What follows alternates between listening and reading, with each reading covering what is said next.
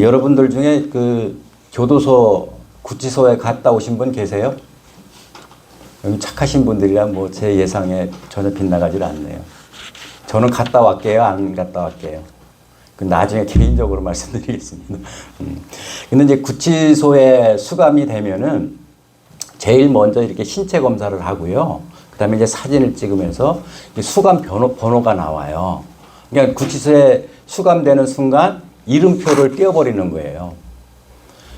근데 이제 이름표를 떼는 순간 그 사람의 뭐 인격은 존중하는 상황이 안 나와요. 그냥 교도관이 이렇게 해라, 저렇게 하라, 뭐 관리하고 감독하고 이런 지시를 받는 입장이 되는 거죠.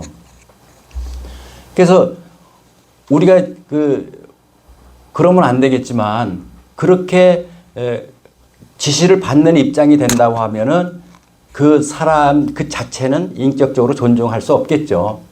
그래서 우리 사람의 이름이라는 사물의 본질을 드러내고 그걸 대표하는 거예요. 이광영이 하면은 저는 이광영이라는 사람이잖아요. 그 이름이 저를 대표한다고 이렇게 이해하시면 돼요. 그래서 보통 이제 아브라함은 열방의 아버지 뭐 그렇게 우리가 많이 들어보셨죠. 사라도 마찬가지고 열방의 어머니예요. 그다음에 뭐 베드로 잘 아시잖아. 개바라고 하고 또 반석이라고 이렇게 저희들이 알고 있잖아요. 그러니까 그 베드로 하면은 그 반석이라는 그 뜻을 가지고 있기 때문에 정말 신앙의 기초가 되고 이런 그 이름 자체가 대표한다는 걸 꼭 기억하시면 돼요. 근데 하나님 이름은 우리가 쉽게 이렇게 규정하기가 어려워요. 한마디로 하나님이 어떤 분이다. 이광영이는 뭐 대충 뭐 여기 목사하고 있고 벌침 놓고 그다음에 뭐 양봉하고 뭐 대충 나오잖아요. 근데 하나님을 한마디로 설명할 수 있는 그런 분이 아니라는 거예요. 그래서 되게 하나님을 우리가 나타날 때 은유로 표현을 해요. 이게 은유란 뭐냐면은 서로 다른 것을 통해서 새로운 것을 유추해내는 거예요. 예를 들어서 하나님은 나의 목자시니 내게 부족함이 없으리라. 하나님이 양 치는 목자가 아니잖아요. 그죠? 근데 양을 치는 목자가 아니신데 양에다 비유를 한다는 거예요. 그것은 내가 갈 길을 잃었을 때 하나님을 만나서 그 양들이 목자의 안내를 받듯이 우리가 하나님의 안내를 받는다. 이런 비유를 통해서 설명하는 거죠. 예를 들어서 하나님은 빛이시다. 그러면 하나님은 정말 뭐 햇빛이 아니잖아. 햇빛을 만드신 분이지 햇빛은 아니에요. 근데 이제 저는 이제 가끔씩 이렇게 TV에서 노래 나올 때 경연 요새 많이 하잖아요. 뭐 트로트도 경연하고 뭐 요새 뭐 이상한 장르도 하고 그러는데 어쨌든 가수가 노래하기 전에 캄캄하게 해놓고 그 가수만 딱 이렇게 조명을 비치는 게 있죠.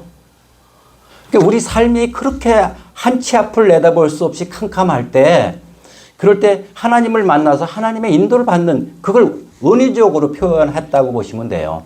그래서 하나님은 뭐 사랑이시다. 하나님은 반석이시다. 피난처다. 이렇게 다양하게 은유적으로 하나님을 우리가 표현한다라는 걸 꼭 기억을 하셔야 됩니다.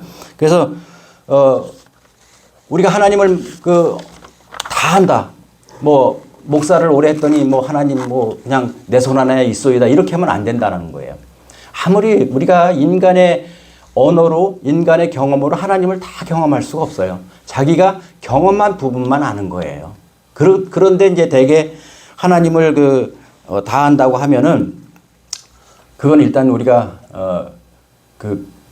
다 한다고 하는 분이 문제라는 걸 꼭 기억하셔야 됩니다. 그래서 하나님 이름을 망령되게 부르지 말라고 했잖아요. 세 번째 계명에. 그러면 망령되게 부르는 것이 뭐예요? 망령이라는 것을 제가 사전을 찾아보니까 나이가 우리가 먹으면은 이게 늙거나 정신이 흐려져서 비상식적인 행동을 하는 걸 망령이라고 얘기합니다. 어르신들 뭐 이제 좀 이상하면 망령 들으셨네 이런 얘기 들어보잖아요. 뭐 치매에 걸리셨다던가 그러면 이제 그런 상황이 우리는 이제 망령이 들렸다라고 이제 표현을 하는데 어쨌든 하나님 이름을 망령되게 하는 것은 죄라고 말씀하시는 거잖아요. 세 번째 계명이. 그러면은 어떤 것이 이제 망령되게 하는지를 이제 제가 한 네 가지로 설명을 해드릴게요. 첫 번째가 하나님을 부인하는 거야. 저도 뭐 옛날에 하나님 부인하고 뭐 하나님 그냥 막 원망도 하고 그랬던 사람 중에 하나인데, 하나님 모르시는 분들은 되게 하나님 있으면 나와보라고 얘기하잖아요. 근데 우리가 뭐 하나님을 모셔다 앞에 놓을 수는 없잖아. 근데 그런 자체가 물론 뭐 하나님 입장에서는 정말 귀엽게 봐줄 수 있겠지만 그건 죄라는 걸 말씀하시는 거예요. 그냥 우리가 몰라서 그런 뭐 하나님 없다라고 이제 뭐 부인하는 그런 일들을 하는데, 그건 우리가 정말 무지해서 그렇다, 그렇게 이해하시면 되고, 두 번째, 하나님 이름을 오용하는 거예요. 그 창세기 3장 12절에 선악과 따먹는 내용이 나오고, 아담이 그런 얘기예요. 하나님이 주셔서, 자기 부인을 주셔서, 그러니까 하나님이 부인 안 줬으면 선악과 안 따먹었다는 얘기잖아요, 결론적으로. 그러니까 하나님이 저한테 하와를 주셔서 내가 달라고 한 것도 아닌데 하나님이 혼자 외로워 보이니까 주신 거잖아요. 그러니까 어떤 문제의 본질을 하나님한테 전가시키는 거예요. 이것이 오용하는 거다라고 꼭 기억하시면 되고, 또 세 번째, 하나님의 말씀을 이렇게 오용하는 경우가 있어요. 근데 대개 보면 하나님 말씀을 잘 조합을 시킵니다. 특히 이단들이 하는 내용들인데, 목요일 날 실화 탐사대 보신 분 계세요? 여기 TV 안 보시나 봐요. MBC에서 하는 건데, 제가 우연히 TV 돌리다가 조학연이라고 들어보셨어요? 그분이 어떤 분이냐면은 미국의 1,000억가의 재산을 가지고 있고, 우리나라 와서 이제 그러니까 어려운 사람을 돕기 위해서 155만 원만 투자를 하면은 30억을 만들어주는 사람이에요. 그리고 자기가 무슨 얘기를 하냐면은 태풍도 자기가 못 오게 해서 안 왔다는 거야, 올해. 그리고 자기 회사는 안 망한데 왜? 하나님이 자기를 지켜주니까. 방송에서 아주 정말 당당하게 얘기하더라니까요. 물론 이제 뭐 그런 경우에는 우리가 참 안 속을 것 같은데, 거기에 그 다단계에 가입한 사람 숫자가 2만 4천 명이 넘고요. 피해액이 600억이 넘어요. 이게 다 하나님 이름을 오용하는 거라는 거죠. 근데 이제 거기에 돈을 투자하고 이렇게 피해를 보신 사람들이 되게 보면 정말 또 어려워. 정말, 서민들이고 돈 몇백만 원, 200만 원도 굉장히 큰 경제적 부담인데, 막 돈을 벌게 해준다니까 조카들도 이렇게 대신 내주고 막 이렇게 끌어서 그 빚을 내서 이렇게 갖다가 다단계 가입을 하기 때문에 피해가 커지는 거라는 거죠. 그리고 제일 중요한 건 네 번째, 자기의 이익을 위해서 하나님 이름을 파는 것이 굉장히 많아요. 그러니까 정말 말은 정말 그럴싸하고 포장을 하는데, 되게 보면 자기 이익을 위해서 하는 경우도 굉장히 많다라는 거죠. 특히 종교에서 그런 일들이 굉장히 많아요. 그래서 저는 누구를 지칭하기 전에 왜 이런 일이 이렇게 나타날까? 우리 그래서 다 지성인들이고 뭐 학력도 높고 그런데 왜 그걸 진짜 하나님 이름을 제대로 부르는지 하나님 이름을 잘못 부르는지 왜 이거를 구분을 못할까? 제일 중요한 거는 우리가 모르니까 그 사람들한테 이용당하는 거잖아요. 알면 왜 이용당하겠어요? 그래서 저는 답을, 이미 성경에는 답이 나와 있다라는 거예요. 그러니까 어떤 우리가 답을 알면은 그 기준에 벗어나는 것은 하나님 이름 오용하는 거예요. 그 답이 어디 있어요? 예수님이에요. 예수님이 뭐 하셨어요? 복음 증거하셨어. 근데 복음 증거하는 거는 하나님 이름을 망령되게 하는 게 아니죠. 그 예수님이 뭐 하셨어요? 아픈 사람 치료해 주셨어. 그래서 저도 흉내 내는 거예요. 이거 망령된 일 아닙니다. 그 제일 중요한 게 뭐 하셨어요? 사랑하셨어. 원수까지도 사랑하셨어요. 근데 예수님이 이렇게 일생을 보면은 뭐 하나 요구한 거 있어요? 그 목사나 이렇게 높으신 분들이 난 예수님보다 훌륭하다고 생각하지 않고 그분들이 정답이라고 얘기 안 합니다. 정말 우리가 예수님의 그런 일생을 통해서 우리한테 보여준 것, 그것이 우리한테 그렇게 하라고 답을 주신 거라는 거죠. 우리가 아무리 똑똑해도요, 포장을 이쁘게 하고 정말 그럴싸하게 하면은 저부터도 미혹당하는 거예요. 아니, 그 2만 4천 명들이 바보를 해서 그렇게 거기에 사기를 당하겠어요? 저는 그거 아니라고 봅니다. 그분들이 기준이 없는 거야. 아, 돈을 그렇게 쉽게 벌어? 그러면 본능적으로는 불가능한 일이고 그건 욕심이라는 거죠. 그분들의 사기 당하기 이전에 정말 그 욕심이 그 욕망을 채우자고 하는 그런 마음이 있기 때문에 거기에 넘어간다라는 거죠. 근데 예수님을 보면은 예수님이 무슨 욕심이 있어요? 예수님이 만약에 그 정도의 능력을 가지고 아니 뭘들 못하겠습니까? 뭐 대통령을 못하겠어요? 임금을 못하겠어요? 예? 구름대 같이 모이는 그 군정들의 힘을 가지고 아무도 그 통제가 안 됩니다. 그리고 하물며 그 예수님의 그 어떤 선하신 모습에 로마 병정도 피가 팍팍 죽잖아요. 예? 어디다 대고 예수님하고 그렇게 싸울 수 있어요? 못한다라는 거죠. 근데 안 하시는 거예요. 그걸 아셔야 돼. 이게 답이에요. 우리가 욕심을 줄이고 하나님의 말씀을 많이 하는 게 중요한 게 아니라 핵심을 알아야 된다고 저는 말씀을 드리고 싶은 거예요. 그래서 우리의 기준은 이것저것 많이 끌어다 붙여서 포장하는데 미혹되지 않으려면은 성경에 나와 있는 예수님의 그 모습, 그 행동, 그런 부분만 가지고 우리가 내 몸에, 내 삶에 적용해야 된다는 거죠. 그러면 사기 안 당합니다. 아니, 내가 도와주려고 하는데 무슨 뭐 남의 공짜 돈이 필요하겠어요. 그죠? 그러니까 이것이 어떻게 보면 제 3계명이 가장 힘든 계명이 아닌가. 에? 정말 뭐 많은 분들이 그 3계명을 망령되게 안 한다고 그러지 나는 하나님 이름을 망령되게 하는 사람이야 라고 하는 사람은 없다라는 거죠.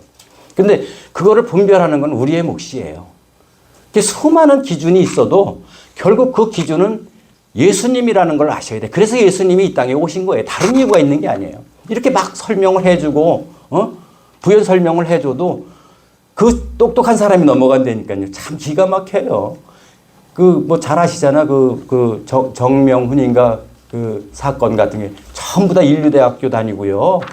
뭐 외적으로도 정말 여성분들은 아름답고 정말 그 상상도 안 되는 일들이 벌어지는 게 그 기준이 없어서 그래요. 그러니까 우리가 신앙생활을 잘하고 못하고 그거 어떻게 보면 가장 쉬운 일인데 가장 이게 우리가 잘 미혹이 된다라는 거. 그래서 3계명은 어떻게 보면 쉬울 것 같은데 정말 우리가 이렇게 속아서 정말 하나님의 이름을 더럽히는 경우가 비일비재하다. 이걸 꼭 기억하셔서 제가 이제 그 비유를 하나 들을 거예요. 명품의 비유.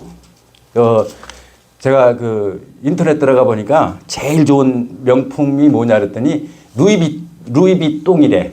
들어보셨죠? 루이비통. 두 번째가 뭐야? 샤넬? 구찌네. 내가 적어놨어. 두 번째가 구찌고 명품이.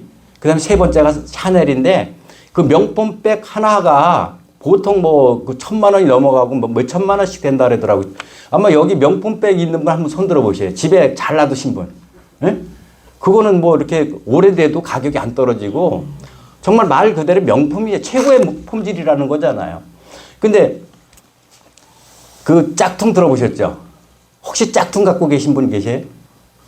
여긴 아주 훌륭한 분만 계셔가지고 우리 주원교회 성도님들은 대단하십니다. 근데 짝퉁인 줄 알고 사는 사람도 있어요. 그죠? 근데 모르고 사는 사람이 많아요. 근데 일반인들이 짝퉁인지 명품인지 구분할 수 있어요?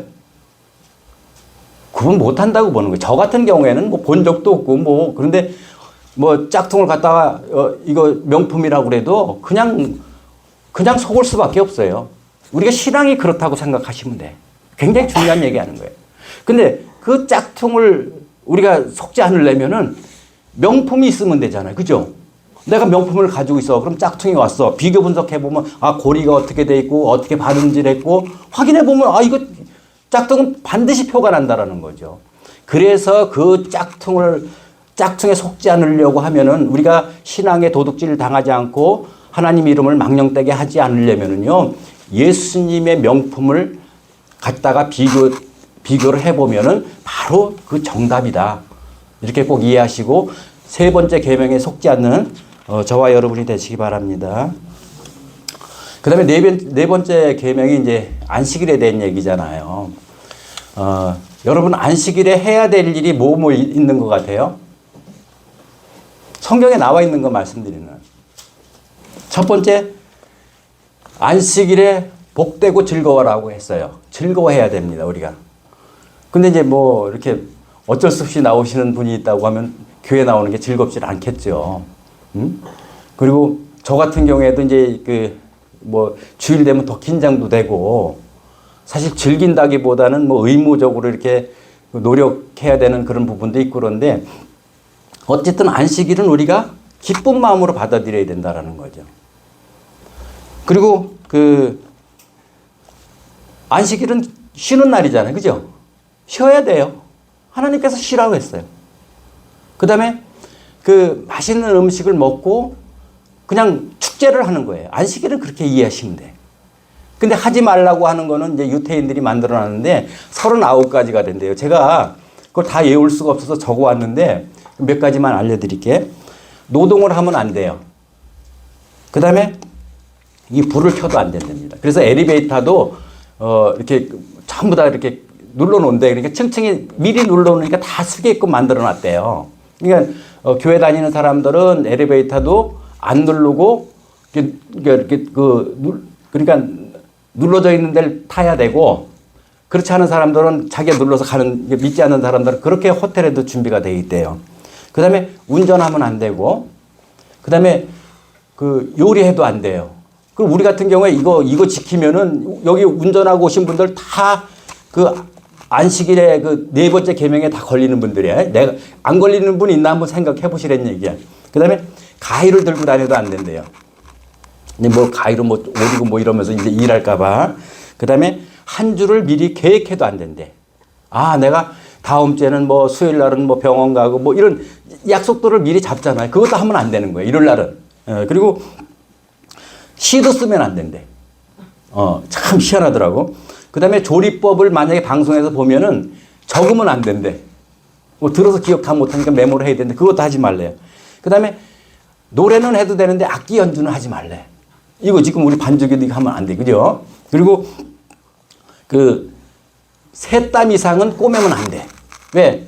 만약에 바지가 찢어지면은 바지 하체를 보이는 거는 그거는 이제 불순한 일이니까 꼬매야 되잖아요. 근데 이만큼 꼬매도 이게 세 땀만 꼬매야 되는 거야. 왜? 세 땀 이상 꼬매면 이게 안식일날 쉬지 않고 일한다라 가지고 이걸 못하게 하는 거예요. 그래서 참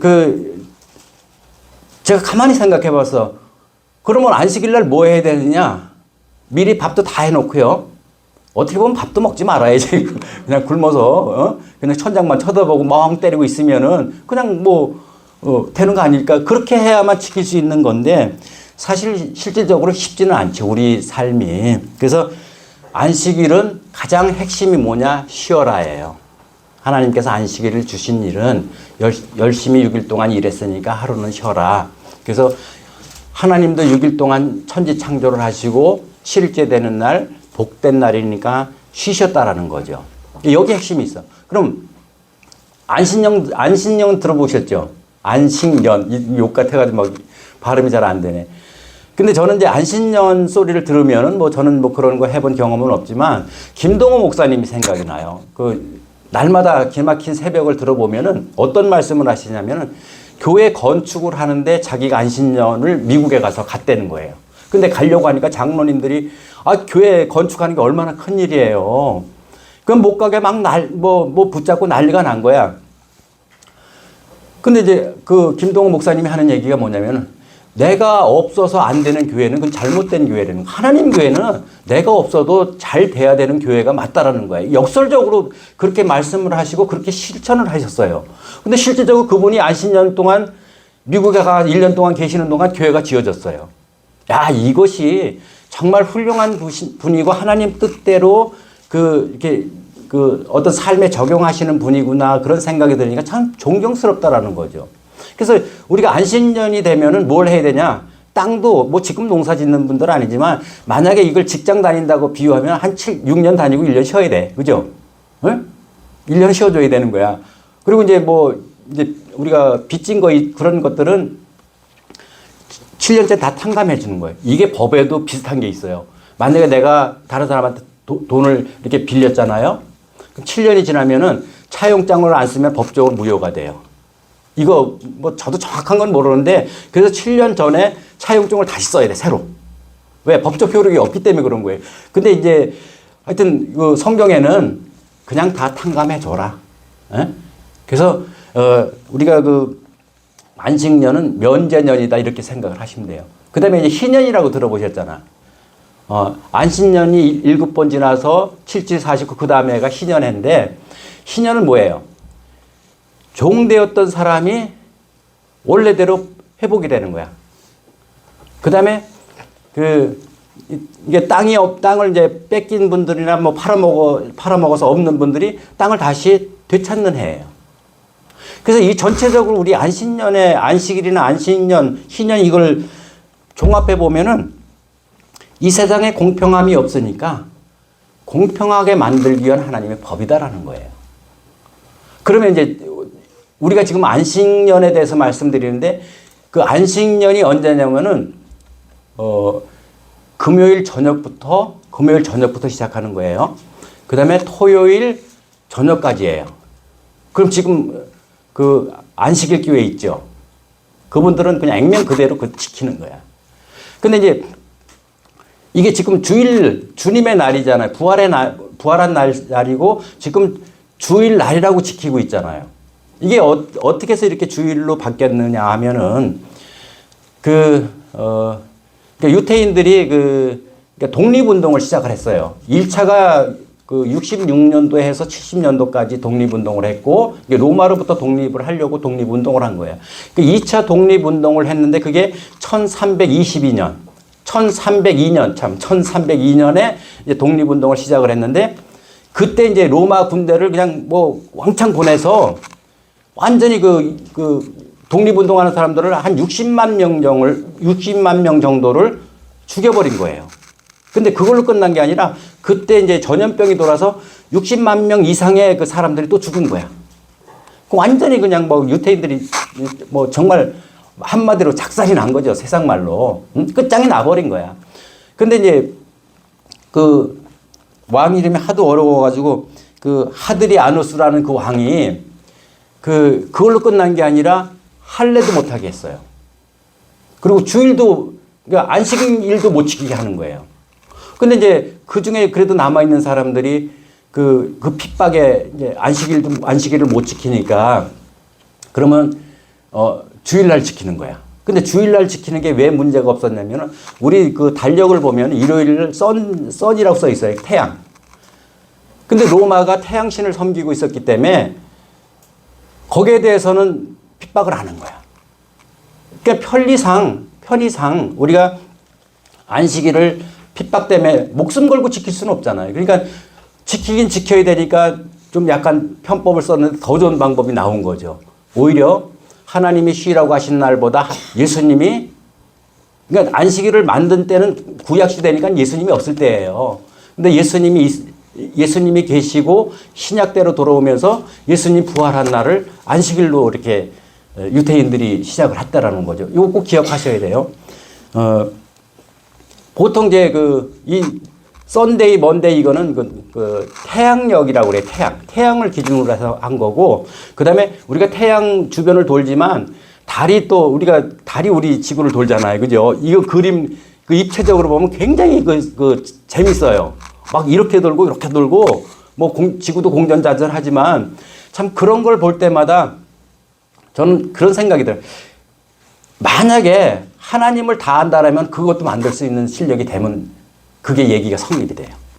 인체를 다 안다고 하면은 그것도 정말 뭐 하나님을 다 할 수 있다고 할 정도로 그렇게 대우주는 광활하고 우리가 상상할 수 없는 범위 그 바깥에 있는 분이 하나님이라는 거죠.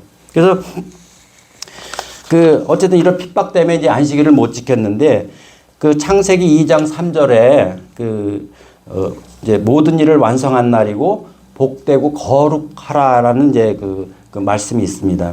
그래서 이제 제가 성경에 거룩이 뭔가 찾아보니까 이 거룩 사전적 의미는 매우 높고 그 다음에 위대한 그것이 거룩이래요. 그러니까 언어적인 사전적인 거룩은 매우 높고 위대한 사람.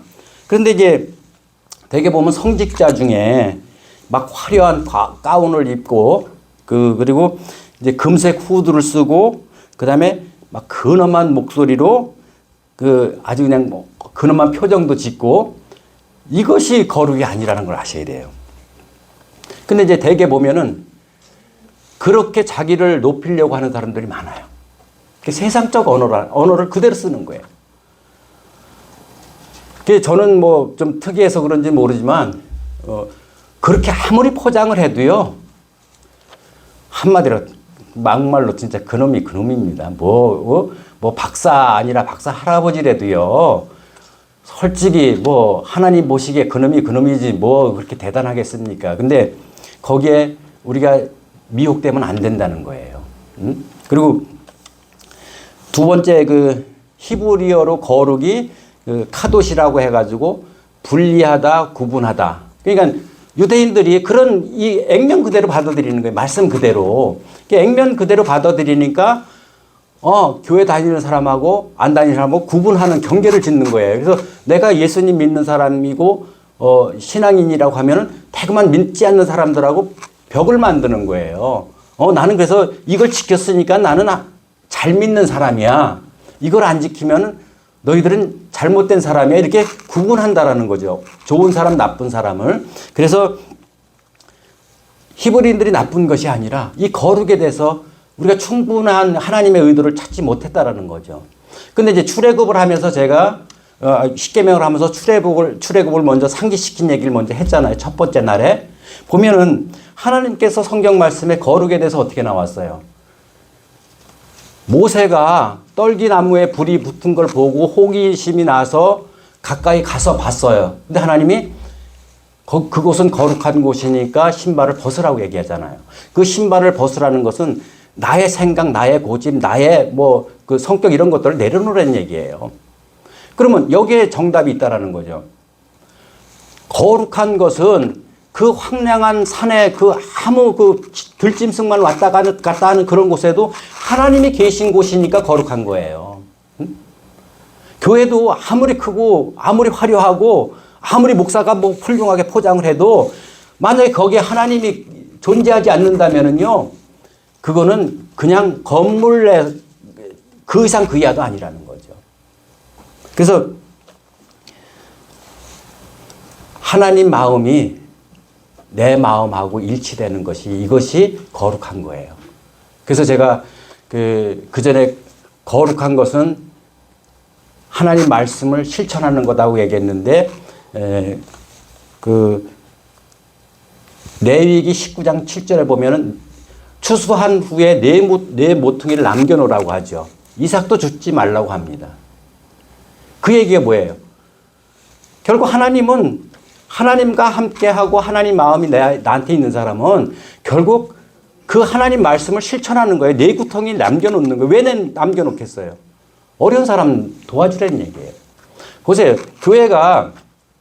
교회의 생명력을 이루는 것은 여기에 핵심이 있다고 보는 거예요. 지도자들이 공부를 많이 하고 잘생기고 화려하게 치장을 한 것이 중요한 것이 아니라 그들 삶이 정말 하나님처럼 조건 없이 사람들을 끌어안을 수 있는 그 사랑하는 마음이 있느냐가 중요한 거죠. 그래서 하나님이 아무리 우리가 믿음이 좋고 신앙생활 잘하는 것 같고 이렇게 유대인처럼 완벽하게 한다고 해도 정말 내 마음속에 하나님이 거하지 않으면은 그건 거룩한 것이 아니에요. 그럼 주일날 어떻게 해야 되겠어요? 그러니까 하나님이 주일날 쉬어야 되는데 하나님 마음이 내 마음에 와 있다고 생각해 보세요. 그러니까 예수님은 주일날 일을 하셨잖아. 그래서 예수님을 십자가에 못 박는데 죄명이 있어야 되잖아요. 그냥 이유 없이 죽일 수는 없어요. 근데 그 주의를 범한 것이 그 여러 가지 죄 중에 하나라는 걸 아셔야 돼요. 그러면 제일 중요한 거는 우리는 항상 답을 예수님한테 찾아야 된다고 말씀하셨잖아.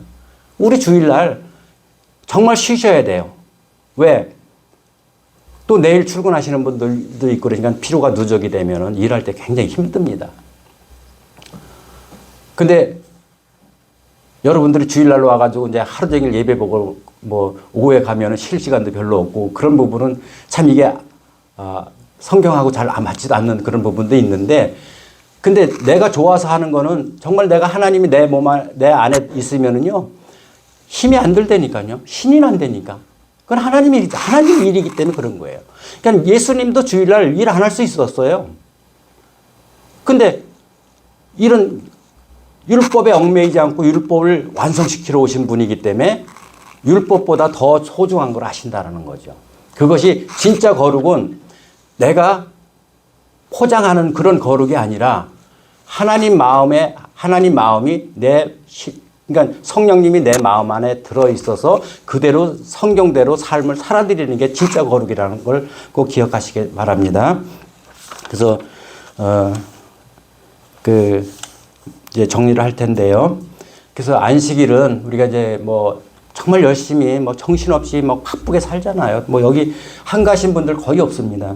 근데 이제 하루라도 하나님을 내 마음속에 모시고 숨고르기를 하는 거예요. 그래서 진정 예수님과 함께하는 그런 그 거룩은 하나님과 함께 하게 되면 내 마음이 따뜻해집니다. 그리고 밝게 되고 그 다음에 새롭게 되는 걸 아셔야 돼요. 그래서 저와 여러분이 하나님을 모시고 진짜 거룩이 뭔지를 꼭 기억하시면서 밝고 그 다음에 따뜻하고 새로운 그런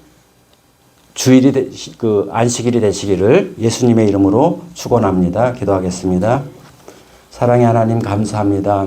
오늘 3계명과 4계명을 말씀을 나눴습니다. 우리가 정말 미혹되기 쉽고 하나님 이름을 망령되게 할 수 있는 가장 지키기 어려운 조건이 3계명인 것 같습니다.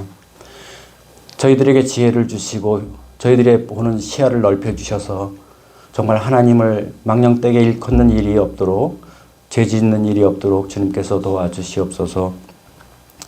그리고 우리가 안식일을 지킬 때 정말 기쁜 마음으로 지키고 또 하나님과 함께하는 그 시간이 행복한 시간이 되고 축제의 시간이 되게 주님 도와주시옵소서. 우리 일상을 뒤로하고 밝고 따뜻하고 새롭게 되는 저와 여러분이 되시기를 간절히 기도드리옵나이다. 아멘.